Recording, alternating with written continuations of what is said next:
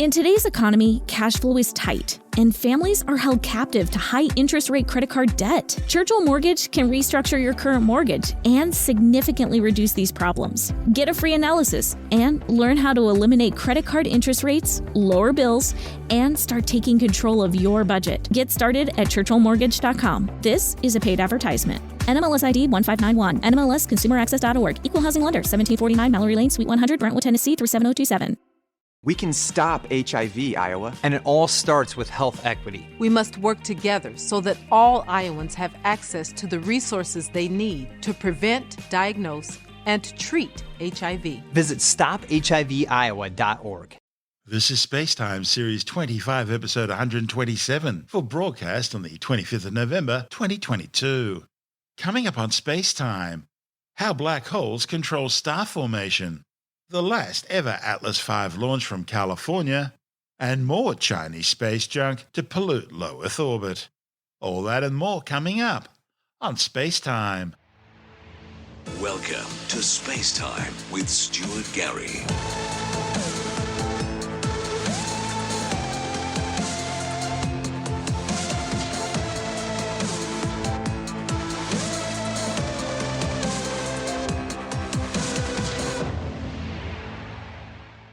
New observations using NASA's Webb Space Telescope are showing astronomers how black holes control star formation in galaxies.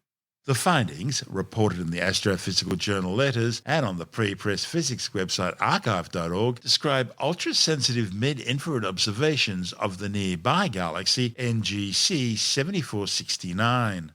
NGC 7469 is a Seyfert galaxy with an active centre hosting a supermassive black hole and a ring of star-forming regions.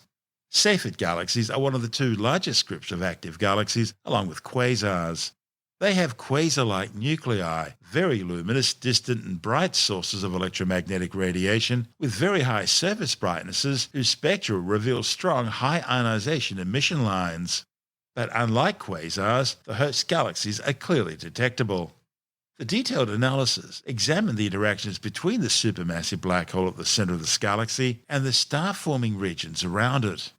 The study's lead author, Vivian Yu from the University of California, Irvine, says the systems which are seen face-on turned out to be a real surprise. Yu and colleagues were able to see not just winds from the supermassive black hole blowing in our direction, but also shock heating of the gas produced by those winds very close to the central active galactic nucleus, which is something they hadn't expected to see so clearly. Shock heating happens when wind from a black hole in a galaxy's centre pushes on surrounding dense gas, causing a shock front which deposits energy into the interstellar medium. And that can influence star formation in two opposing ways. Firstly, it can compress gas into molecular clouds, and those clouds could then gravitationally collapse to form new stars. Alternatively, excessively strong feedback processes from the galactic winds could prevent star birth by dissipating molecular gas clouds and destroying stellar nurseries. For decades, astronomers have tried to study the detailed dynamics of Seyfert systems, which make up about 10% of all galaxies. However, dust, which is commonly abundant in the centre of these systems, has made that challenging. And that's where the Webb Space Telescope came in. It gave access to what lies beneath that veil of dust. Using the telescope's 6.5-metre mirror and its advanced suite of tools, the authors were able to measure several key ionised and molecular gas emission lines. These inform astronomers about the conditions of the interstellar medium, the gas, dust and radiation that exist between stars in a galaxy. And that's allowed the authors to pinpoint star-forming regions within a starburst ring. They also detected a high-velocity outflow of ionized gas that's blue-shifted, meaning it's coming towards the observer rather than being red-shifted when it's travelling in the opposite direction. This allowed Yu and colleagues to see not just what's behind the gas and dust, but also how things are moving at very small scales, something they couldn't previously see at these wavelengths. It's provided a more coherent picture, at least in this system, of how the active galactic nucleus is driving out gas and how that's impacting on the surrounding material. They're seeing definitive signs of the black hole-driven winds dumping energy out into the interstellar medium.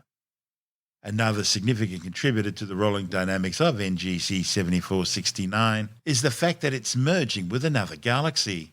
The interaction with the other galaxy means that galactic material is being moved around as a result of gravitational tidal forces. And eventually they'll file towards the centre of the galactic system when angular momentum's lost.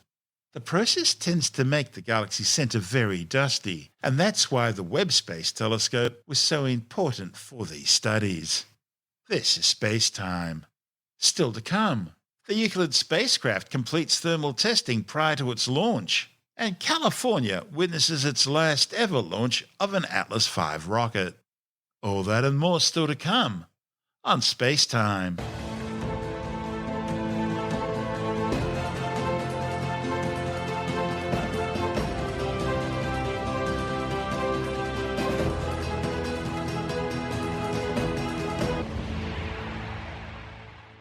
The European Space Agency's new Euclid spacecraft has now completed a key phase of its pre-flight thermal testing program as engineers and scientists continue preparing the probe for next month's launch into orbit. The month-long tests were conducted in a massive thermal vacuum chamber at the Thales Alenia Space Test Facility in Cannes, France. The chamber reproduced the sort of environment and conditions which the spacecraft will have to face once in orbit. Prior to the Russian invasion of Ukraine, Euclid was slated to be launched on a Soyuz ST rocket. However, that job's now being given to the American SpaceX Falcon 9 rocket, which will launch from Cape Canaveral. Euclid will be placed in the 1.5 million kilometre high orbit at the Lagrangian L2 position on the dark side of the Earth. That's the same orbit where the Webb Space Telescope's located in. From this perch, the 2,160-kilogram Euclid spacecraft will use its visible to near-infrared space telescope to study the structure and evolution of the dark universe, searching for signs of dark matter and dark energy, which make up more than 95% of the entire mass-energy budget of the universe. The problem is, scientists have no idea what dark matter or dark energy are. That's why they use the term dark. They know these things exist because they can see their effects on the normal matter around them. Dark matter is a mysterious invisible substance which adds additional mass to matter. That results in additional gravity, preventing galaxies from flying apart as they rotate. Dark energy, on the other hand, is causing the cosmic expansion of the universe out from the Big Bang 13.82 billion years ago to accelerate, something it shouldn't be doing. And how much dark energy there is out there in the cosmos will determine the ultimate fate of the universe. Euclid's telescopes will probe the history of the expansion of the universe and the formation of cosmic structures by measuring the redshift of galaxies looking back 10 billion years. And it will see how distant galaxies appear distorted because of gravitational lensing caused by halos of dark matter permeating the cosmos. This report from ESA TV. Cannes in the south of France. At the Thales Alenia facility, the large thermal vacuum chamber opens, revealing ESA's groundbreaking spacecraft Euclid, designed to observe the dark side of the universe. Euclid is currently in its final phase of testing and has been in this thermal vacuum chamber for about a month to test the functionality of the fully integrated spacecraft under space conditions. And the point of this test is to take the whole spacecraft and cool it down to its operational temperature and then run it for about a month and check that all the temperatures arrive at the right place where they should be. The first results of the thermal vacuum campaign are very good. Everyone is very happy and satisfied how it went. Basically, all the subsystems of the telescope work really well under different climatic conditions, and there are basically no showstoppers. Over the coming weeks, the spacecraft will be subjected to further mechanical, electrical and functional tests at the Cannes facility. After this, the mission should be ready for launch in the summer of 2023 and will be placed into orbit around the second Lagrangian point, approximately 1.5 million kilometres from Earth. From here, Euclid will survey about 1/3 of the sky and will capture data from billions of galaxies, looking back more than 10 billion years in time. In order to do this, Euclid has a payload module comprising a 1.2-metre Korsch telescope with 2 large-area focal plane instruments, the visible instrument VIS, and a near-infrared spectrometer and photometer called NISP. The instruments will capture the light of distant galaxies from visible to near-infrared wavelengths. With these observations, scientists hope to learn more about the nature of dark matter and dark energy, which together could make up more than 95% of our universe. So the visible instrument is specifically designed to image over a large area in the visible waveband, and it is making images where we can see the effects of dark matter spatially on galaxies across this large area survey. So we see that the images of the galaxies are distorted, and the distortion is caused by the dark matter in the universe bending the light as it comes towards us. And it's a little bit like when you look through a swimming pool and you see the bottom of the swimming pool, and the bottom of the swimming pool looks distorted, but what you're seeing is the effect of the light being bent by the water in the swimming pool or by the dark matter in the universe. Similarly, the near-infrared instrument will observe the effect of dark energy by measuring the speed at which galaxies are moving away from us, and hence how the expansion of the universe is accelerating. This is done by observing the shift in wavelength of emitted light, called the redshift of the galaxies. Cosmology is exciting at the moment. We have dark matter, dark energy. 95% of everything out there we can't really explain. The cosmological models don't quite work, and Euclid is going to hopefully make a huge advancement in our understanding of all of these topics.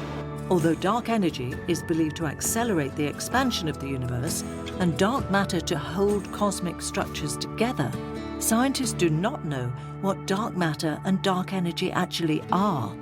Euclid will dramatically improve our understanding of the structure and evolution of the universe. Euclid is a groundbreaking mission, built and operated under ESA leadership, with Thales Alenia Space being the industrial prime contractor, whereas the telescope was built by Airbus Defence and Space, and the focal plane instruments provided by the nationally funded teams. A Euclid consortium of more than 1,500 scientists will analyse the data produced by the spacecraft. The mission was confirmed in 2012 and is part of ESA's Cosmic Vision programme, enabling astronomers to refine cosmological models and better understand the role of the mysterious dark matter and dark energy.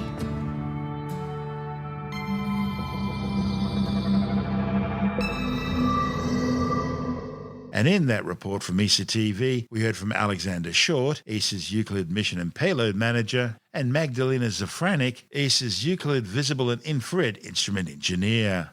This is Space Time. Still to come, the last ever launch of an Atlas V rocket from California, more Chinese space junk polluting low Earth orbit, and later in the science report, a new study finds that being young, male, religious, and with a high income makes you more likely to gamble on sports. All that and more still to come on Space Time.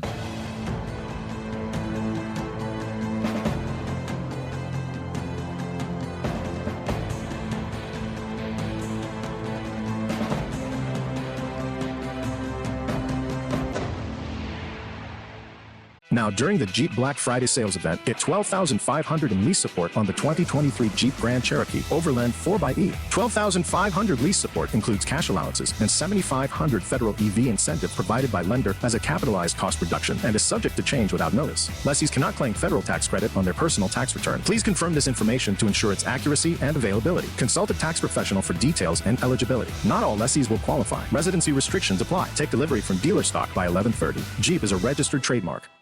Californians have witnessed a bit of history with the last ever launch of an Atlas V rocket from the Vandenberg Air Force Base.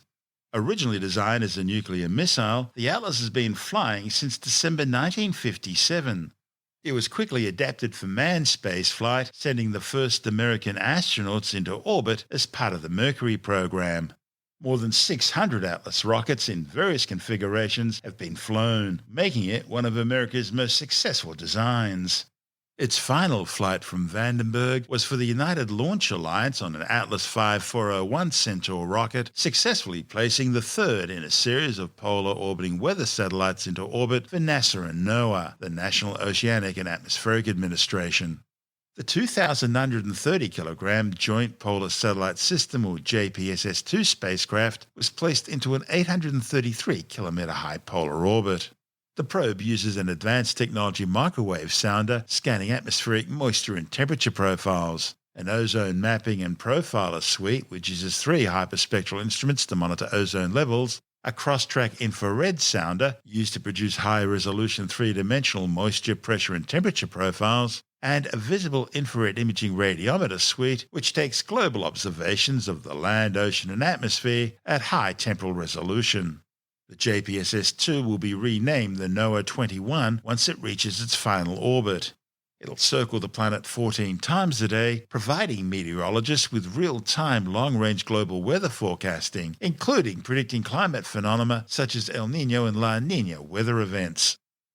As well as JPSS-2, the mission also included NASA's new LOFTED, that is, its low Earth orbit flight test of an inflatable decelerator, which, as the name suggests, is a new inflatable heat shield technology that could one day help land people on Mars.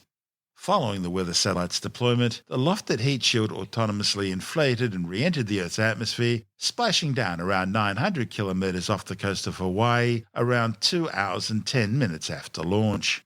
Inflatable heat shields, also known as aeroshells, could enable landing heavier payloads on worlds like Mars, Venus and Saturn's moon Titan, as well as returning large components and samples back to Earth. The thing is, inflatable aeroshells aren't limited by the diameter of the launch vehicle fairing, so they can be made much larger than conventional rigid aeroshells. And larger aeroshells provide more drag, thereby allowing them to slow heavier payloads for atmospheric entry, such as the many tons of equipment which will be required for a manned mission to Mars. And as we said at the top of the story, this launch also marked the last ever flight of an Atlas V rocket from the Vandenberg Space Force Base in California. The United Launch Alliance will now begin redeveloping Vandenberg Space Launch Complex 3 for the new Vulcan Centaur rocket, which will replace both the Atlas V and the Delta IV sometime over the next year or so. For fans of the mighty Atlas ICBM, don't despair, there'll still be Atlas V launches from Cape Canaveral for some time to come. Another Chinese rocket has exploded in orbit. This latest incident involved a Long March 6A rocket carrying the Yunghai 3 spy satellite into orbit from the Taiyuan Satellite Launch Center in Shaanxi Province. Yunghai 3 is described as a multi-role Earth observation satellite designed to survey atmospheric, marine and space environments and provide data to support disaster prevention and mitigation efforts and carry out scientific experiments. That suggests its true mission involves some sort of surveillance operation. Shortly after the satellite was deployed into its 830-kilometer high sun-synchronous orbit, its Long March 6A launch vehicle mysteriously exploded. The United States Space Force's 18th Space Defense Squadron at Vandenberg says the rocket broke apart into at least 50 trackable pieces in low Earth orbit. Due to its 500-kilometer high altitude, this debris is expected to continue orbiting the Earth for many years, threatening other spacecraft, including the International Space Station. The problem is there's very little atmosphere at that altitude to generate the atmospheric drag needed to cause rapid orbital decay. So the debris cloud will just continue orbiting the Earth, slamming into anything in its way. Think of it as thousands of bullets, all travelling at 28,000 kilometers per hour. This latest mishap follows last week's discovery of space junk wreckage from a Chinese Long March 5B rocket on the islands of the Philippines. That rocket had earlier delivered the final segment of China's new space station into orbit. Beijing deliberately allowed their Long March 5B rockets to crash back to Earth uncontrolled, a practice highly criticized by other nations. The Philippine Space Agency says metal debris was found separately at several locations and was likely segments from the Chinese rocket. Less than 4 hours after the launch of the Yunghai 3 spy satellite, Beijing launched a Long March 7 rocket carrying the Tianzhou 5 cargo ship bound for China's Tiangong or Heavenly Palace space station. The launch from the Wenchang Satellite Launch Center in southern China's Henan province carried some 6,900 kilograms of fresh supplies for the 3 Shenzhou 14 crew members now on station. And China's also launched a powerful new communications satellite into geostationary orbit. The China Sat-19 was launched aboard a Long March 3B rocket from the Jiachang Satellite Launch Center in southwestern China. The spacecraft will provide communication services across the Pacific and onto the west coast of North America. The satellite's based on a DFH-4 platform and equipped with a Ka-band high-throughput broadband internet communications payload, as well as both Ku and C-band transponders. China now has an estimated 556 satellites orbiting the Earth, including over 230 Earth observation, surveillance and reconnaissance satellites, including at least 41 Guofeng and some 107 Yaogang spy satellites. This is Space Time.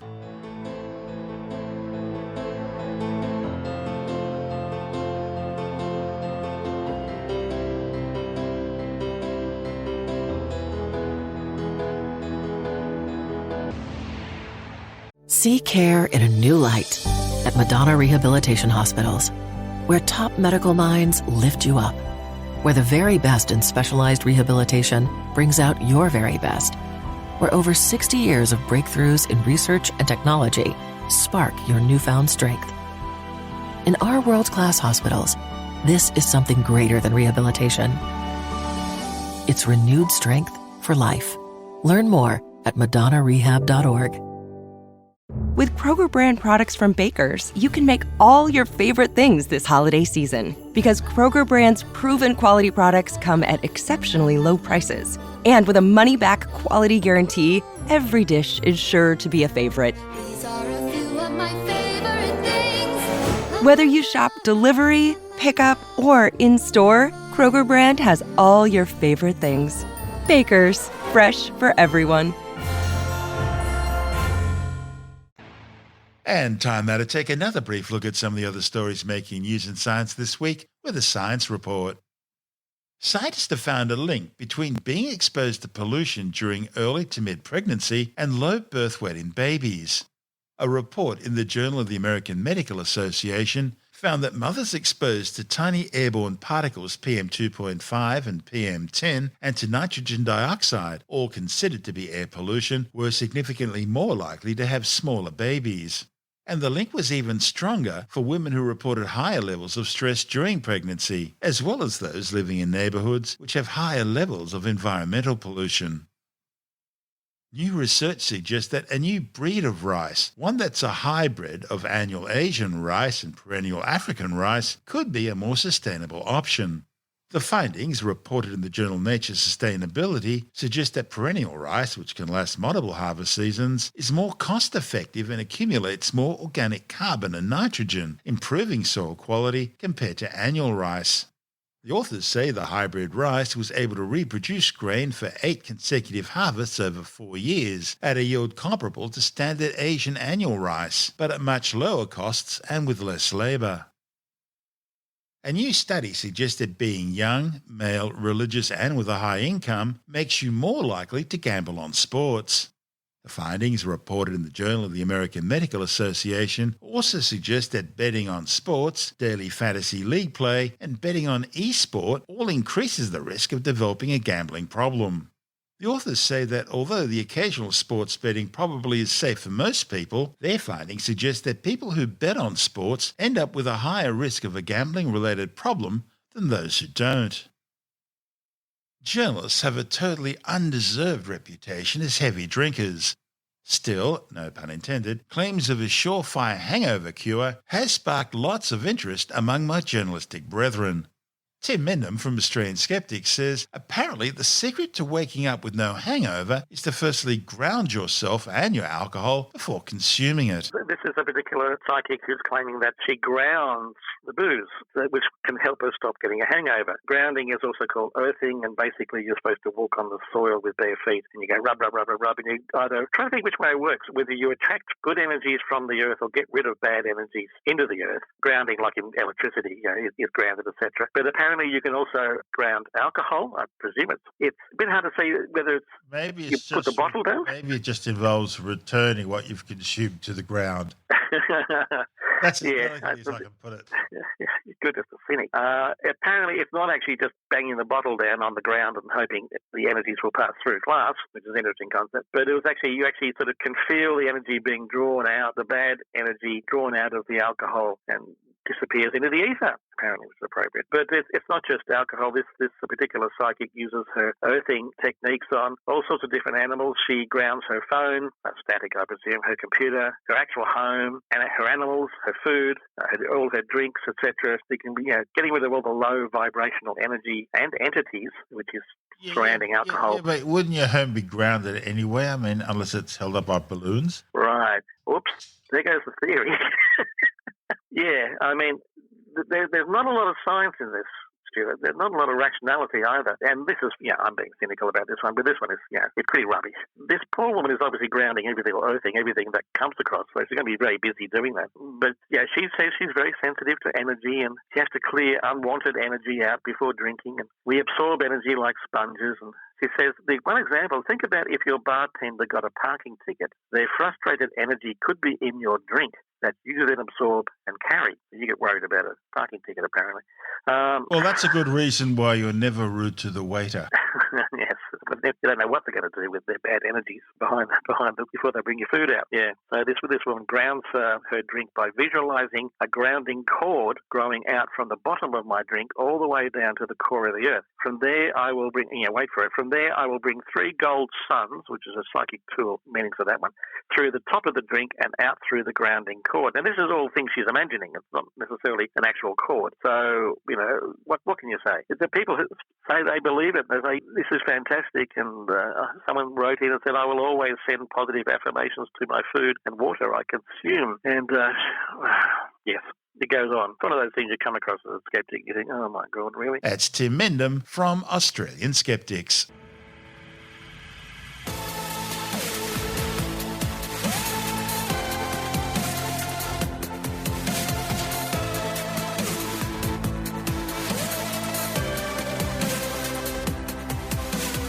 And that's the show for now. Spacetime is available every Monday, Wednesday and Friday through Apple Podcasts, iTunes, Stitcher, Google Podcast, Pocket Casts, Spotify, Acast, Amazon Music, Bytes.com, SoundCloud, YouTube, your favourite podcast download provider, and from spacetimewithstuartgary.com.